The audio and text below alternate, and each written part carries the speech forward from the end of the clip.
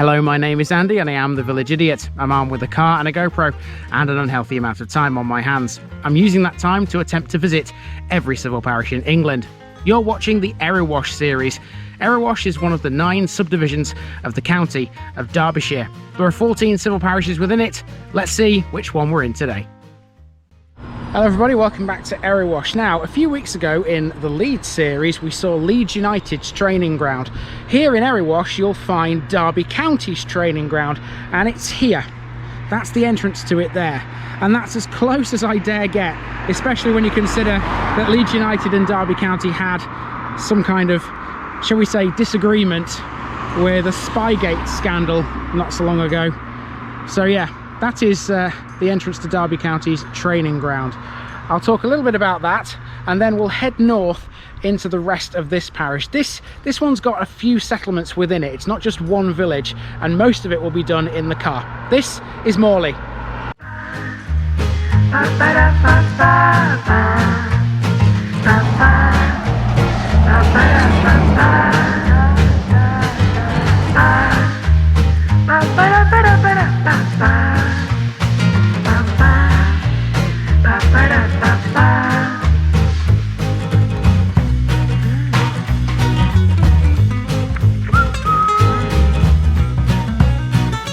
This Erewash episode is sponsored by Past Days, a family history blog by June Terrington. You'll find a link in the description. Here's my disclaimer for people who may be watching me for the first time. I say things as I would in my native accent and dialect. As a result, I may not pronounce things in the same way as the locals do. Remember, I'm a visitor. It's impossible to know everything. Leave me a comment, spin me a like and bash that subscribe button. Let's get to today's parish video. Our trip around the most complicated parish in Erewash begins here at the Moor Farm Training Centre, right on Erewash's boundary with the city of Derby. This is where Derby County train. This has had, or is in the process of acquiring, I'm not totally sure, a brand new extension given the green light in 2016. It was a prolonged process because it meant building on greenbelt land. As a football fan, it's a little hard not to mention the current struggles the Rams have off the field as of 2022, but that aside, nobody can say their training facilities are lacking.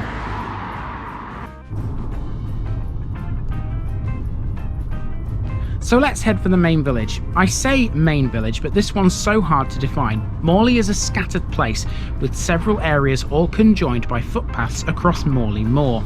Morley is comprised of a series of ancient settlements identified as Brackley Gate, the Croft, Morley Smithy, Morley Moore and Church Lane, but there are several other isolated places. One of these would be Broomfield Hall, located on the A608 with 450 acres of land to its name. It's part of Derby College these days, termed the Broomfield Hall Campus, if you will. It was built in 1870, and there are plenty of courses that can be taken here, including arboriculture, agriculture, animal care, floristry and flower arranging, sport and public services, horticulture, and many more. It's also a centre for business training, and conference facilities are available on the site. The Derby Japanese School, which is a Japanese weekend school, held or perhaps still do hold classes in Broomfield Hall as well. And now we're back onto the A608 and we're heading for Morley Smithy.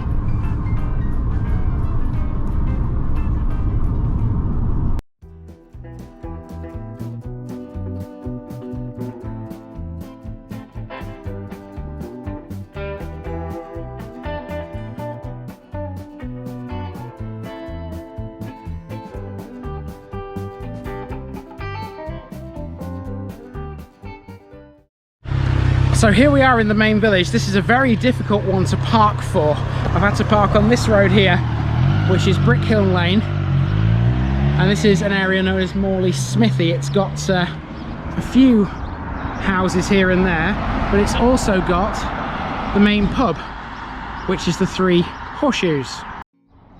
Morley Smithy owes its name to the pub, as it was formerly the village smithy.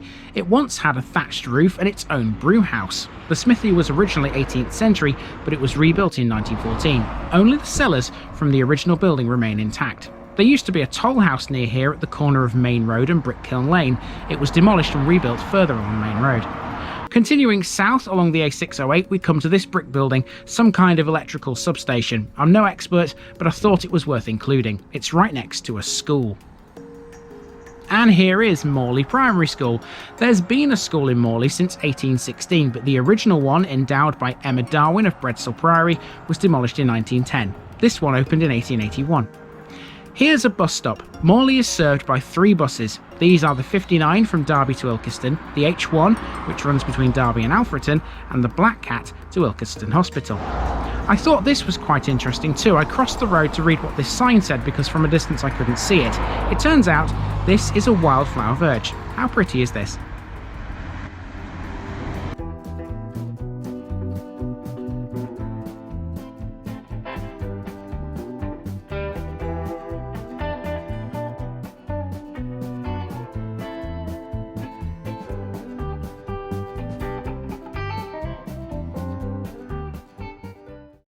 So when I say it's difficult to park for this one, my original plan was to park somewhere down near the church, which is along here, do that and then come up to Morley Smithy and do what I've just shown you. But it's really hard to park down here, and so I opted to just walk it. Not part of my original plan, but these things happen. Anyway, we're heading for the church, which is that junction you can see up ahead. It's just to the left there. Here we pass the gates of Morley Hall, an early Victorian country house extended in 1867. It's built of red brick, and Robert Sacheverell Sitwell once lived in it. Keep that name in mind. At the junction of Church Lane is the parish notice board. I did find a few of these scattered around the various settlements, but this is the one I chose to display a card upon. Church Lane itself is not really much to write home about. I say that with the greatest of respect, but there are far more interesting bits to talk about in Morley. That said, there are some fine properties here. Morley certainly does very well property-wise wherever you are in the parish. The relatively low asking price for a house was a bit of a surprise. Now we're making our way into the Church of St Matthew. At the church entrance you're faced with this sign. As well as the church, there's a few businesses up here. More on those shortly. On entering the drive, you come to a 14th century cross, one of 2 crosses that stood in the vicinity. It stands on what used to be the village green. It was restored in 1916 by a member of the Topham family. You're not going to believe this. If I'd have known, I would have parked here. Never mind, it doesn't matter. It doesn't matter. A little walk in the sunshine never hurts anybody. Let's have a look at this church next. Parts of the church originated at Dale Abbey and were rescued at the dissolution. To the left of the church is an interesting building. Those are the Sacheverell tombs. St Matthew's is the venue for a few things locally, including this nice little offer of coffee, cake and chat. It was closed today, but it's well worth a look inside at its historic treasures. Near the church entrance is the War Memorial, originally erected to honour the men from the village who lost their lives in World War I, but it also lists those lost in World War II as well. The second of the 2 crosses was just a shaft that stood near the vestry door at the church, and to which a sundial was added in 1762. I can't show you it as it was stolen in February 2014. One of the links to Dale Abbey is thought to be the cross over the porch. Stonework from the abbey can be found in buildings all around the area. Who said recycling was a modern phenomenon? Those businesses can be found in this building, the Rectory, a large house of 1740, built when the old parsonage was burnt down. It was extended in 1846 and it underwent significant alterations in 1959. Now, somewhere alongside this church there's a footpath. I think I can see it. I think it's there. Yeah, it's just here. There's a gate. I can see a gate. That will take us over a field towards where I began, at Morley Smithy. And the next thing to catch is a former brick kiln, which is now a nature reserve. So now we're crossing a couple of fields, which is presumably part of Morley Moore, although I'm not quite sure where the boundaries of it are defined. Either way, there's a network of good quality paths that link all these parts of Morley together, so if you don't mind the legwork, get out and have a wander. There's some interesting sights. Over on the hill to the right, there's a Victorian water tower. See the picture bit for that. Once back to the road, we come to this bus stop on the corner of Brickkiln Lane, which at the time of filming was decorated for the Platinum Jubilee. Sterling effort. Brickkiln Lane has a small number of properties on both sides, but it's this area that's the most interesting. This is the Morley Brickyards Derbyshire Wildlife Trust Nature Reserve. Walking through the reserve, it soon becomes apparent there are many water-filled pools. These are the old clay pits that were dug for the former brickworks. It was previously owned by Captain Haslam of Breadsall Priory, but was purchased in 1984 by the Trust and is now a site of special scientific interest with lots of wildlife in the pools.